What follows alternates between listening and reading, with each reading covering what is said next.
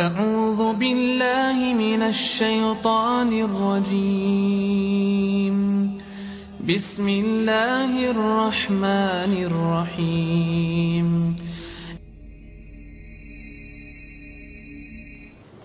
بسم الله الرحمن الرحيم الحمد لله رب العالمين والصلاة والسلام على رسول الله الكريم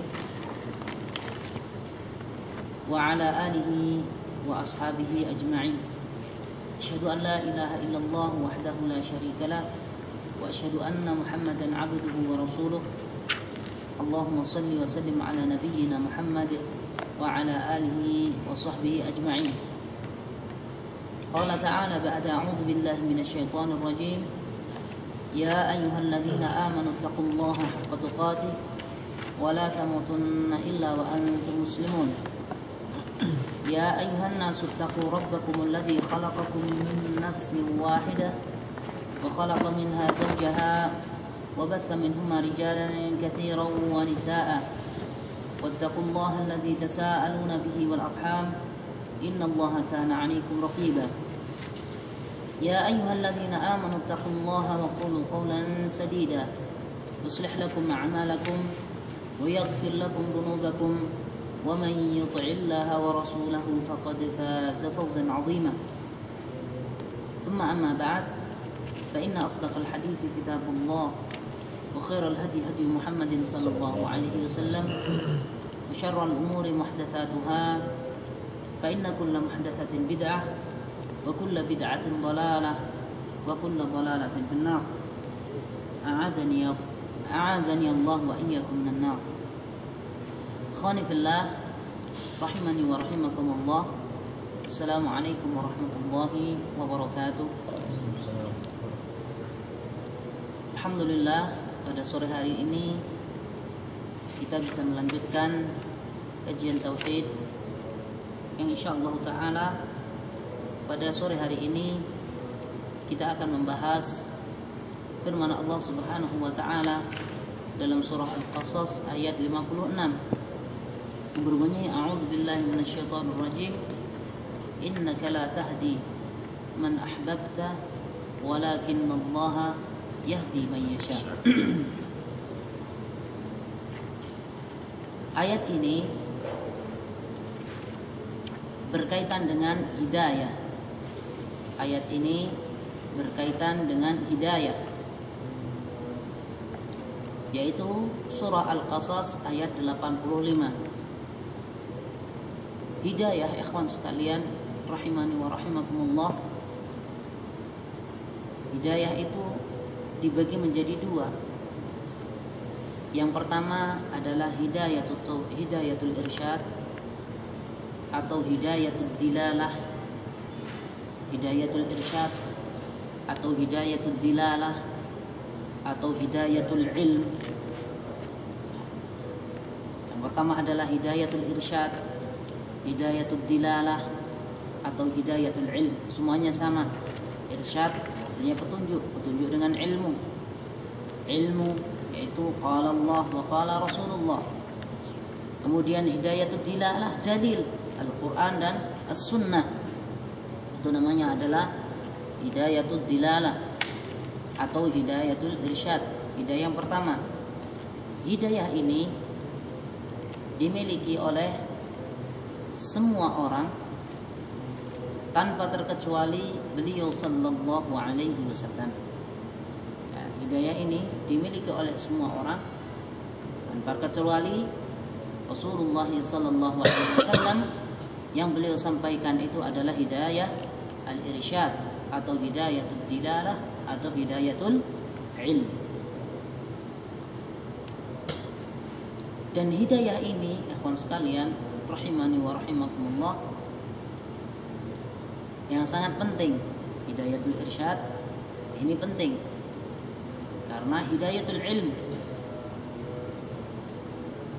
Hidayatul ilm ini adalah hidayah yang bisa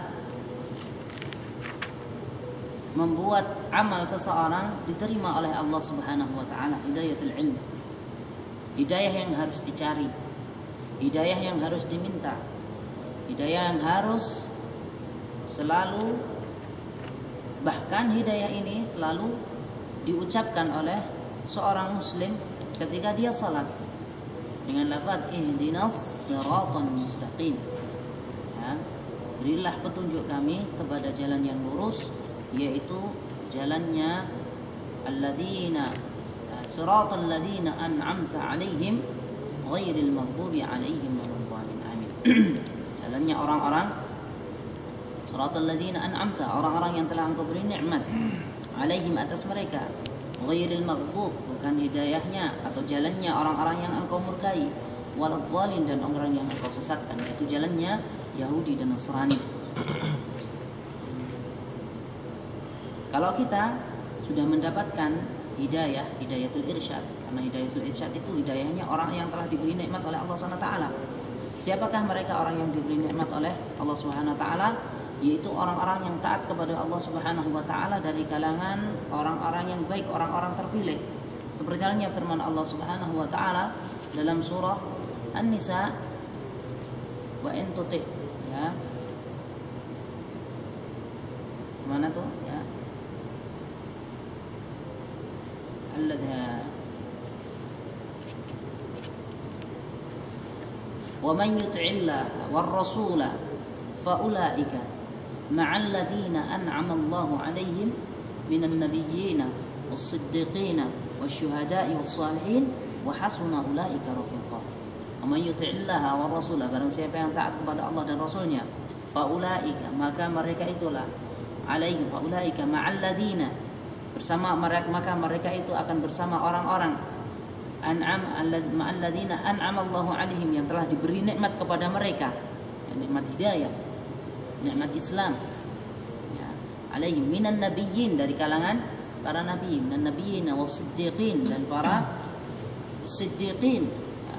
Khulafaur rasyidin, termasuk di dalamnya adalah Abu Bakar as-Siddiq, as-siddiqin, wasyuhada, dan orang-orang yang mati syahid, was-salihin, dan orang-orang yang saleh, wa hasuna ulaika rafiqa, dan sungguh mereka itu adalah orang-orang yang teman-teman yang paling baik. Ikhwan sekalian, rahimani wa rahimakumullah, kembali kepada hidayatul irsyad. Hidayatul irsyad ini dimiliki oleh orang-orang, semua orang, setiap muslim bisa, asalkan dia memiliki ilmu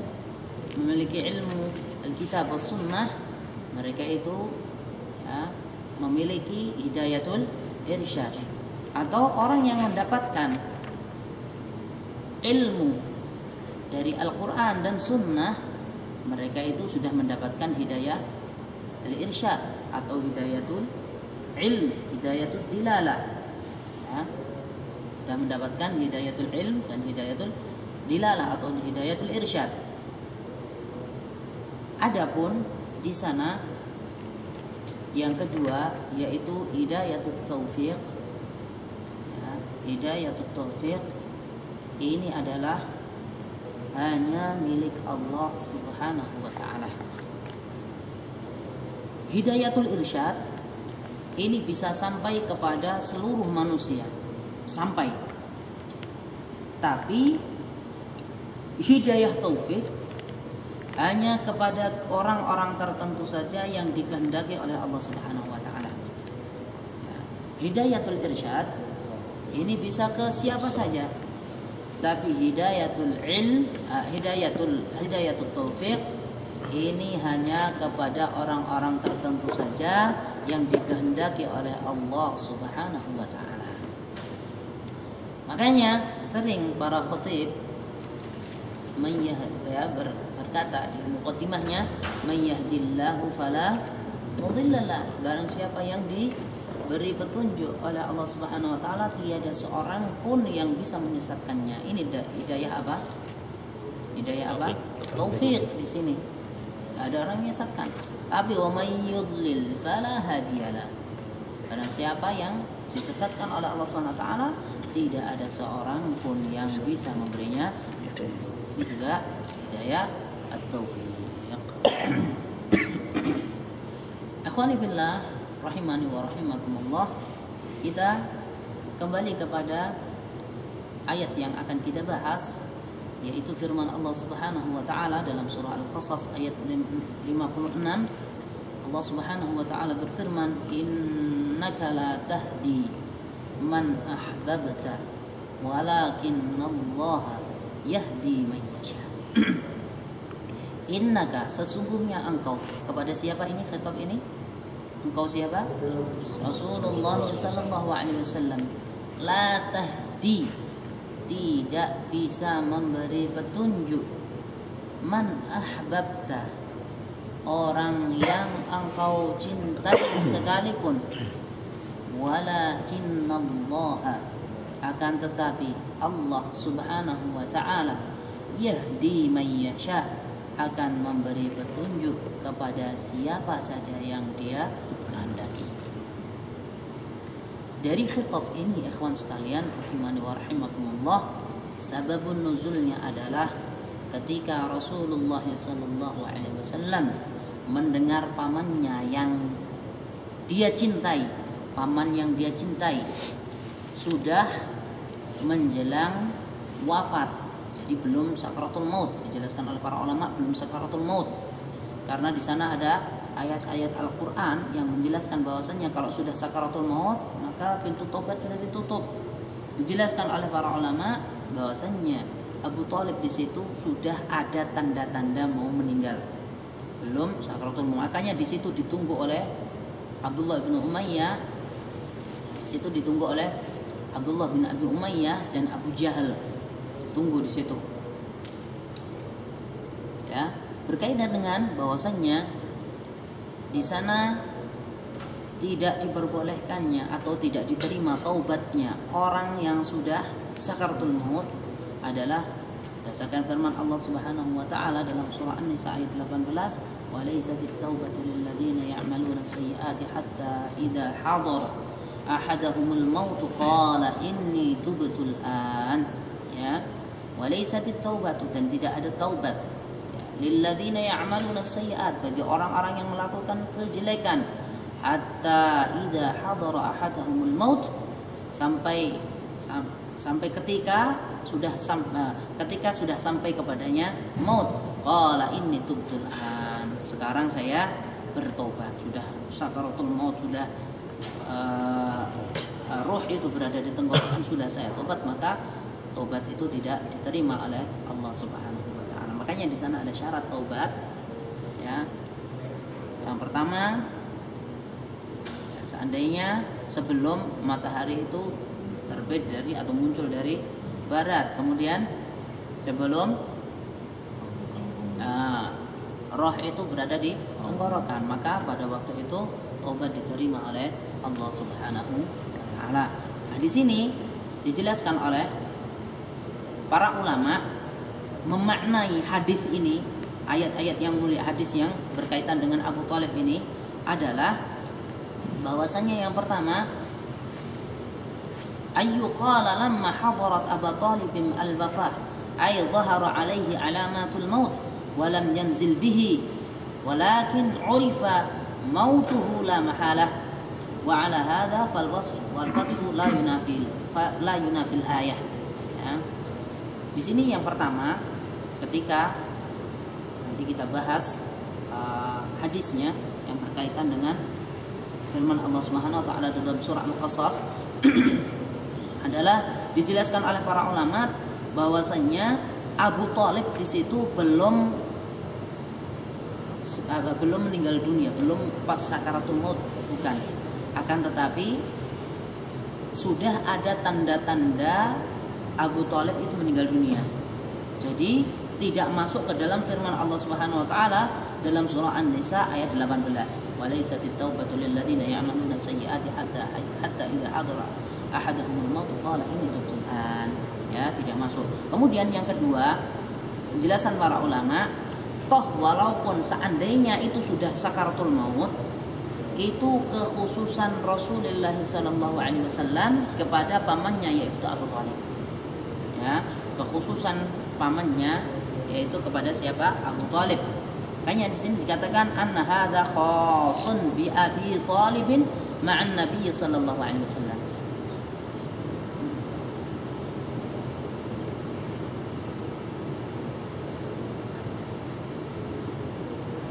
insyaallah.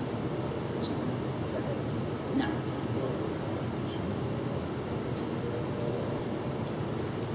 Ya.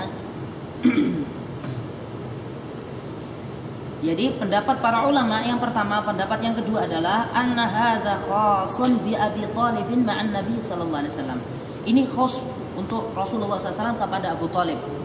Walaupun sudah apa? Sakaratul maut. Ini pendapat ulama yang pertama.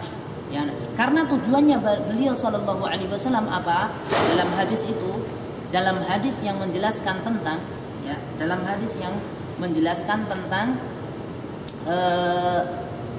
sebab nuzul atau sebab turunnya ayat innaka la tahdi man ahbabta walakinallahu yahdi man yasha itu adalah Rasulullah SAW mendatangi pamannya itu untuk berhujjah, ya, untuk berhujjah bahwasannya Rasulullah SAW sudah menyampaikan kepada pamannya.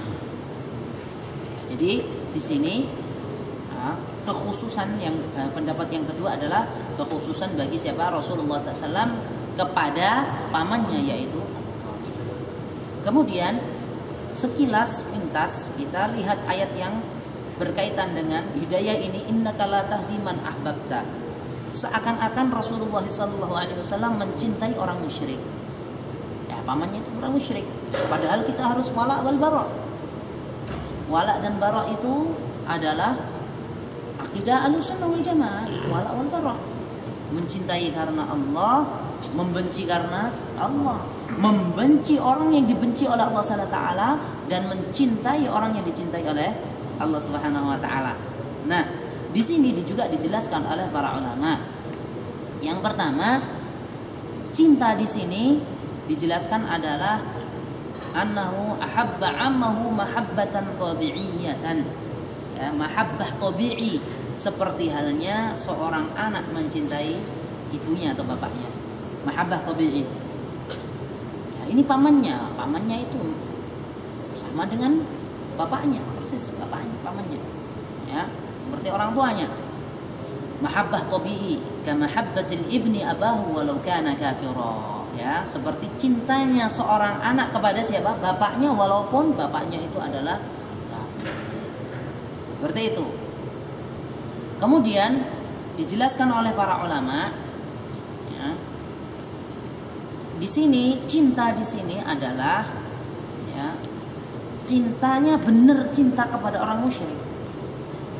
Cintanya sebelum orang musyrik. Karena apa? Karena belum ada larangan mencintai orang musyrik. Belum ada larangan. Di sana makanya ada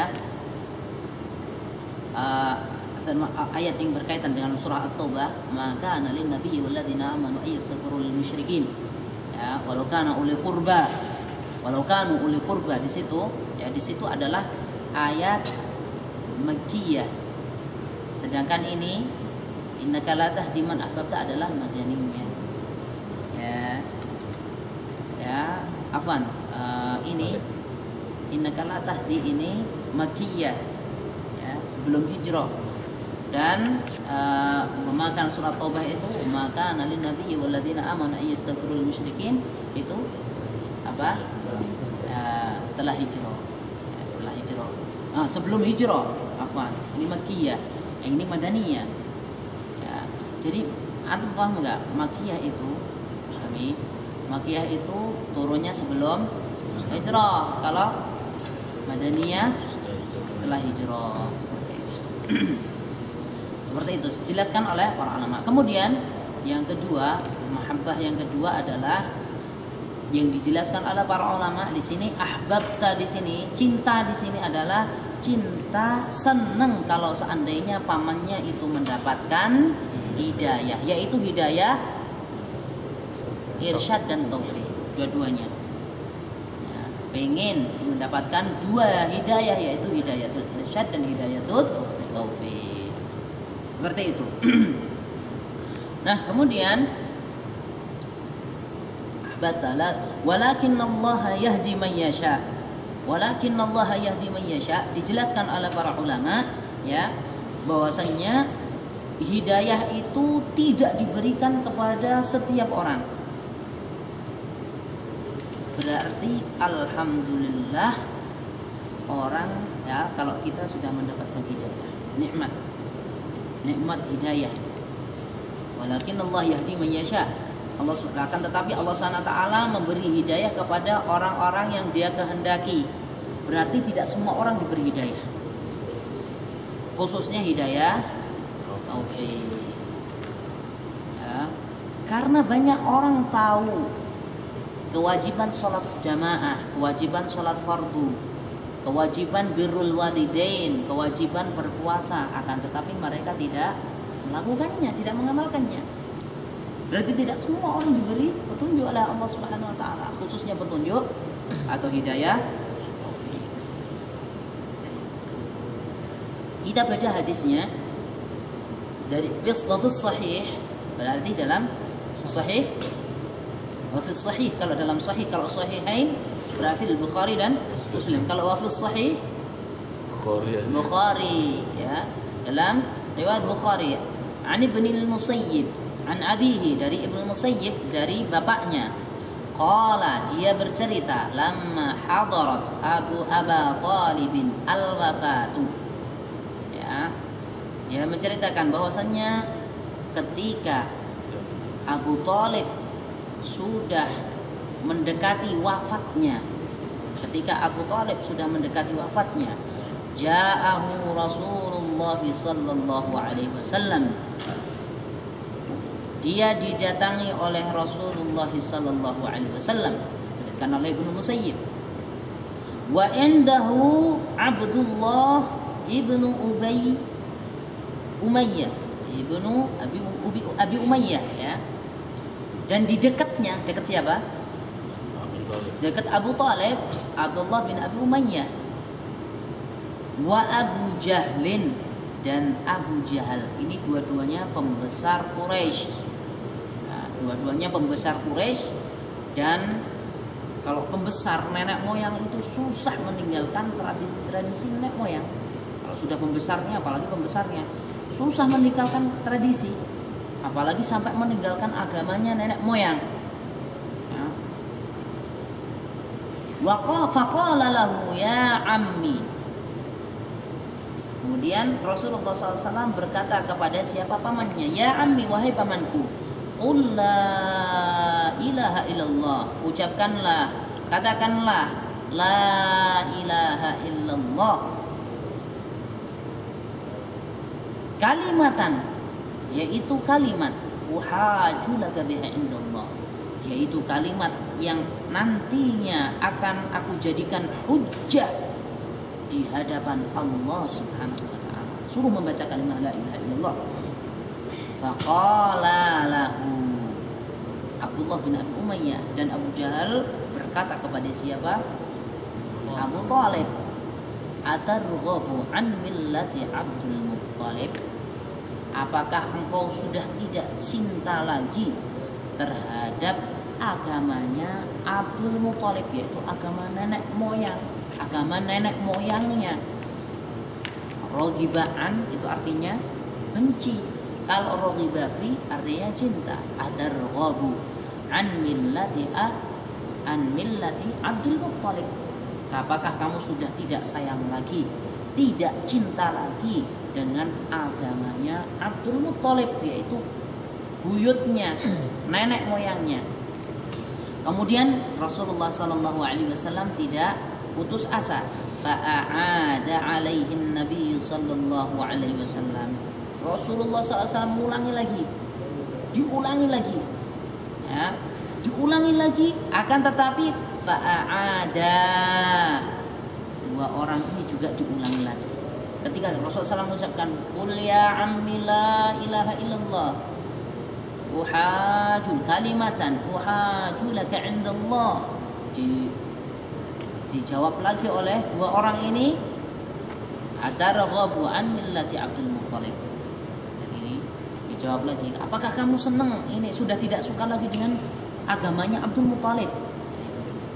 Kemudian sampai 3 kali, ya. Sampai 3 kali, fakana akhir maqal, maka akhir hayatnya yang dia ucapkan, akhir maqal, huwa ala millati Abdul Muttalib. Dia itu tetap berada di atas agamanya Abdul Muttalib. Wa aba an yaqula la ilaha illallah, dan dia enggan mengucapkan kalimat la ilaha illallah yang sudah jelas kemarin kita bahas bahwasanya man kana akhir kalamihi la ilaha illallah dakhalal jannah. Barang siapa yang akhir hayatnya mengucapkan kalimat la ilaha illallah, maka dia akan masuk surga. Faqala an-nabiy sallallahu alaihi wasallam, maka Rasulullah sallallahu alaihi wasallam bersabda, la astaghfiranna laka ma lam unha anka. Aku akan memintakan ampun kamu. Siapa yang berkata ini? Siapa? Rasulullah SAW. Aku akan memintakan ampun kamu, karena saking cintanya wajar kepada pamannya. Bahkan Rasulullah SAW pun dalam satu riwayat ketika umrah dia sedih karena memikirkan ibunya. Kemudian pengen memintakan ampun. Dia dilarang oleh Allah Subhanahu wa taala, akan tetapi diperintahkan atau diperbolehkan bagi Rasulullah SAW untuk menziarahinya saja. Ya. La astaghfirullah kalau malam unha anhu malam unha anka. Ya, saya akan memintakan ampun untukmu, ya, mintakan ampun kepada Allah Subhanahu wa taala untukmu selagi tidak dilarang oleh Allah Subhanahu wa taala. Kemudian turunlah fa anzalallahu azza wa jalla ma kana lin nabiyyi wal ladzina amanu ay yastaghfiru lil musyrikin walau kanu uli qurba. Ya. Tidak pantas. Maka dalam Al-Quran itu mana'a man'an batan, seperti yang dijelaskan oleh al-mufassirun, yang sama dengan senada dalam Al-Quran atau hadis. Makana itu artinya tidak selama-lamanya, tidak diperbolehkan. Atau kalimat dalam Al-Quran itu layan bagi, ya, mayan bagi atau layan bagi. Contohnya firman Allah SWT dalam surah Ar-Rahman, surah Maryam, wa mayan bagi lirrahmani ayyattakhidha walada, dan tidak selayaknya bagi Allah Subhanahu wa taala untuk mengambil atau menjadikan anak atau memiliki anak. Kalimat makana atau layan bagi atau mayan bagi itu di dalam Al-Quran atau hadis artinya adalah mana aman anda, tidak boleh sama sekali. Maksudnya wa ma kana lin nabi, dan tidak diperbolehkan bagi seorang nabi. Ini seorang nabi yang jelas-jelas doanya diampuni oleh Allah Subhanahu wa taala, dikabulkan oleh Allah Subhanahu wa taala, ya. Walladzina amanu, dan orang-orang yang beriman, ayastaghfiru lil musyrikin, untuk mendoakan orang-orang musyrik. Gak boleh.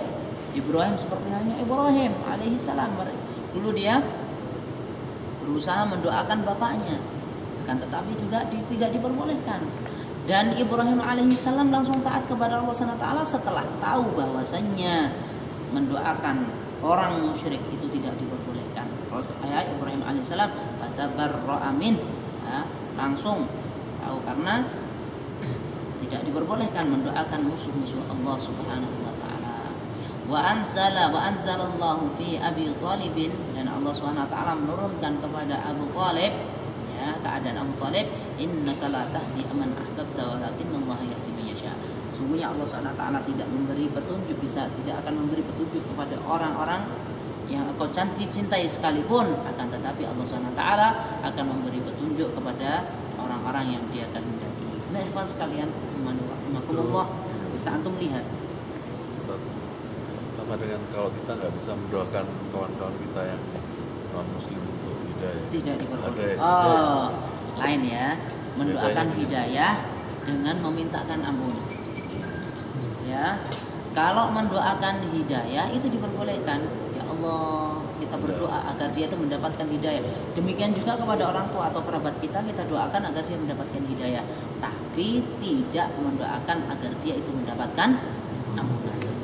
Itu ya. Kalau mendoakan dapat hidayah diperbolehkan. Nah, kita teliti sekarang, lihat ini hadis ini, kalau kita terapkan dengan sekarang ini itu hampir sama seperti kalau kita gabungkan dengan masail jahiliyah. Hadis ini sama persis dengan keadaan atau orang-orang sekarang ini. Ya, contohnya ini, ketika Rasulullah SAW mengajak kepada pamannya untuk ikut agama yang hak, dan meninggalkan tradisi-tradisi orang terdahulu, maka Abu Thalib tetap memilih agamanya nenek moyang. Demikian juga teman sekalian, rahimakumullah, walaupun seseorang sekarang ini ya, ada mereka di antara kaum muslimin, makanya Syekhul Islam Syekh Muhammad bin Abdul Wahab mengarang kitab Masail Jahiliyah. Ini perlu dibahas juga nih. Ya. Dalam kitab Masail Jahiliyah itu dijelaskan, termasuk Masail Jahiliyah adalah orang itu tidak mau menerima Al-Quran dan Sunnah walaupun sudah jelas Sunnah di hadapannya dan larangan bid'ah itu di hadapannya. Ada jelas ini nggak mau menerima, tetap mengikuti tradisi nenek moyang. Ini tidak akan hilang karena itu masalah jahiliyah. Ya, jahiliyah nggak akan ditinggalkan oleh umat Muhammad SAW. Perkara jahiliyah itu banyak sekali, perkara jahiliyah yang tidak ditinggalkan oleh orang dahulu atau orang sekarang. Ya, tetap memilih kebiasaan atau tradisi nenek moyang daripada sunnah Rasulullah SAW. Lihat firman Allah SWT banyak itu dalam surah Al-Baqarah ayat 170 atau surah Luqman ayat 21. Allah Subhanahu wa taala berfirman, "Wa idza qila lahum ittabi'u ma anzalallahu qalu bal nattabi'u ma alfaina 'alaihi aba'ana awalau kana aba'uhum la yaqiluna syai'an wa la yahtadun." Ini dalam surah Al-Baqarah ayat 170. Wa idza qila lahum ittabi'u, apabila dikatakan kepada mereka, ittabi'u ma anzalallah, ikuti ini yang diturunkan Allah Subhanahu wa taala, ini wahyu, ini petunjuk Rasulullah SAW, ini hadisnya jelas, ya. Qalu, mereka akan menjawab apa? Bal nattabi'u ma alfaina 'alaihi aba'ana. Akan tetapi enggak mau, kami akan tetap mengikuti tradisi atau alfaina yang dikarang oleh orang-orang, oleh nenek moyang kami. Oh, pendahulu kami. Emangnya kamu datangnya baru kemarin sore aja sudah melarang kami. Padahal walaupun dia membawa kebenaran, Al-Quran dan As-Sunnah ditolak oleh dia. Kenapa? Itu masalah jahiliyah. Ya. Awalau kana aba'uhum la ya'qiluna syai'an wa la yahtadun. Walaupun bapak-bapak mereka itu tidak berakal, maksudnya bodoh. Nulis sih nggak bisa. Nah, baca nggak bisa. Dulu pakaiannya pakai pakaian bagu. Baca Al-Quran juga nggak bisa. Nah, tapi tetap tradisinya harus kita lestarikan. Nah, ya. Awalau kana aba'uhum la ya'qiluna syai'an wa la yahtadun, dan mereka itu tidak mendapatkan petunjuk. Petunjuk apa itu? Walaupun mereka tidak mendapat petunjuk apa? Petunjuk irsyad. Enggak punya ilmu, tetap aja mereka mengikutinya.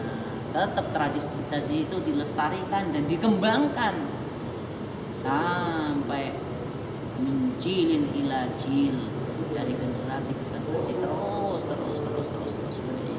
Demikian juga, dan itu yang paling susah, meninggalkan tradisi atau agama nenek moyang itu adalah hal yang sangat susah ditinggalkan. Buktinya siapa? Abu Thalib tahu kebenaran. Emangnya Abu Thalib ini nggak tahu kalimat la ilaha illallah, nggak tahu kalau Muhammad Rasulullah SAW itu adalah utusan Allah? Tahu, tapi keyakinan saja tidak manfaat. Demikian juga, oh saya tahu, saya yakin, seperti halnya orang-orang batiniyun. Yang penting kan dalam hati ini zikir, nggak bisa, harus ditatbikkan dengan amal. Ya, nggak bisa, cuman hati saja nggak bisa, harus dibarengi dengan amal. Nggak, ini nggak sholat, yang penting hati selalu berzikir, nggak bisa. Rasulullah SAW lihat suri teladan kita dan para sahabat, bagaimana mereka semangat ibadah. Ini membantah orang-orang tasawuf. Sebagian orang tasawuf seperti ini, yang penting hati, nggak pernah sholat jamaah, nggak pernah sholat ini, ya, karena sudah sampai kepada derajat hakikat. Masalah nggak dilalui syariat, udah syariat itu cuma syariat saja. Jadi meremehkan syariat. Mereka bisa beribadah dengan Allah dengan syariatnya Allah SWT. Rasulnya, dengan petunjuk Rasulullah Sallallahu Alaihi Wasallam. Hadirin sekalian, ini adalah dalil yang kuat bahwasanya meninggalkan tradisi nenek moyang itu sangat berat dari zaman dahulu sampai sekarang nanti. Itu kalau di Indonesia suruh meninggalkan tradisi-tradisi moyang, baik itu menjembelih kerbau, kemudian di ini, dan tradisi-tradisinya orang-orang Hindu, tradisi jahiliyah, terus dilestarikan. Kemudian apa sajian dan ini dan itu, mereka sholat kadang-kadang meninggalkannya susah, atau ngitung hari, sholatnya rajin, sudah haji tapi tetap aja ini. Nah, karena apa? Meninggalkan tradisi itu ya, seperti yang dijelaskan oleh Syekhul Islam Syekh Muhammad bin Abdul Wahhab dalam kitab Masail Jahiliyah, perkara jahiliyah. Ya, usah.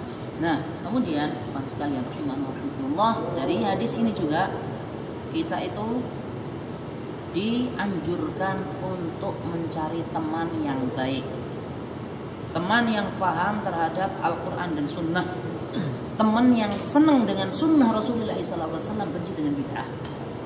Cari teman seperti itu, ya, karena teman itu bisa mempengaruhi seperti ini pamannya Rasulullah SAW. Padahal Rasulullah padahal pamannya ini tahu makna la ilaha illallah. Ya. Kemudian kalimat Qul la ilaha illallah ini adalah talqin kekhususan kepada siapa? Pamannya Rasulullah SAW. Kita nggak boleh katakanlah kalau dia adalah orang Muslim, tidak. Di sini ada kalimat qul, katakanlah pamanku. Itu kenapa? Karena di dekatnya itu kalimat perintah di situ, karena di dekatnya ada pembesar Quraisy pada waktu, pembesar orang musyrik pada waktu itu. Ya, Abdullah bin Abi Umayyah dan Abu Jahal di situ. Makanya dikatakan qul, maksudnya apa? Biar dia diperintah di situ, biar ada tahayyul, ada siap-siap untuk mengucapkan kalimat la ilaha illallah. Nah, kalau orang kita, saya sudah muslim, tidak juga, ya tidak. Ya. Atau nangis, ya Allah Pak, baca la ilaha illallah, ya diperbolehkan. Ya, kita dianjurkan untuk mentalqinnya dengan kalimat la ilaha illallah. Ini sunnah Rasulullah SAW. Banyak sekali riwayat yang menjelaskan kalau mentalqin itu dengan kalimat la ilaha illallah, bukan dengan Allah. Ingat-ingat yang ada dalam suatu yang banyak riwayat itu dengan kalimat la ilaha illallah, bukan Allah. Nanti takut kalau nanti nggak sampai, baru la ilaha, terus sudah putus la ilaha illallah, nggak sampai kepada la ilaha illallah. Itu benar, nggak itu sunnah. Syaitan senang, nggak itu sunnah. Atau Allah nanti disingkat lagi oleh orang-orang mutasawwif lagi, singkat lagi. Mengikuti hawa nafsu, ya. Nah, orang kalau sudah kayak gitu nggak cukup, akan diotak-atik terus. Ini petunjuk Rasulullah SAW itu akan diotak-atik terus, ya. Petunjuk Rasulullah SAW akan diotak-atik terus. Kemudian kalimatul uhaju laka biha indallah, qala adarghabu an millati Ibrahim, adarghabu an millati Abdul Muttalib. Di sini juga kawan sekalian rahimahullah, bahwasannya kita itu diwajibkan berdakwah khususnya kepada kerabat. Kita akan ditanya oleh Allah Subhanahu wa taala. Seperti halnya Rasulullah SAW mendatangi pamannya, tujuannya satu, yaitu agar pamannya bisa mengucapkan kalimat la ilaha illallah. Ya, antum juga seperti itu. Sampaikan kebenaran itu khususnya yang lebih dekat kepada keluarga kita, bapak ibu, kemudian istri kita, anak-anak kita, kemudian kerabat yang jauh-jauh, ya, semakin dan kerabat-kerabat berikutnya. Seperti itu. Ini sebagaimana Rasulullah SAW mendatangi pamannya Abu Talib, pengen agar Abu Talib mendapatkan hidayah Allah Subhanahu wa taala berupa hidayatul taufik. Kalau hidayatul irsyad sudah sampai. Buktinya apa? Abu Thalib enggak mau mengucapkan kalimat la ilaha illallah. Karena apa? Tahu makna la ilaha illallah. Kalau sudah mengucapkan kalimat la ilaha illallah berarti meninggalkan sesembahan selain Allah Subhanahu wa taala. Tinggalkan kesyirikan. memurnikan Allah Subhanahu wa taala, mengikhlaskan hanya Allah, menyembah kepada Allah Subhanahu wa taala semata. Enggak seperti orang sekarang. La ilaha illallah ribuan kali, tapi masih minta kepada selain Allah Subhanahu wa taala ketika syada'id, istighatsah. Ya, minta kepada Syekh Qadir Jilani, minta kepada ini, kepada itu, minta kepada selain Allah Subhanahu wa taala. Mereka tidak terasa, ya, tidak merasa bahwasanya itu adalah perkara syirik atau menyekutukan Allah Subhanahu wa taala. Kawan sekalian, rahimani wa rahimakumullah, ya. Sebenarnya masih banyak lagi, ya, faedah-faedah yang bisa kita dapat yang ditulis oleh Syekh Muhammad bin Shalih Al-Utsaimin rahimahullah taala dalam kitab Qaulul Mufid. Insyaallah taala walaupun sedikit kita ambil inti-inti daripada bab ini, semoga saja bermanfaat bagi kita semuanya, dan semoga saja kita tetap istiqomah di atas hidayah, ya, di atas irsyad, taufik, di atas petunjuknya Rasulullah sallallahu alaihi wasallam, dan berada di atas manhajus salim, yaitu manhajnya para generasi-generasi yang mulia dari kalangan sahabat, tabi'in dan tabi'ut tabi'in. Semoga Allah SWT juga menetapkan kita senantiasa istiqomah. Itu yang penting ya kan sekalian. Rasulullah SAW yang jelas-jelas sudah dijamin, ya, sudah ada jaminan yang ini, tetap usaha, tetap berdoa, sudah ada jaminan dosa-dosanya diampuni, ya.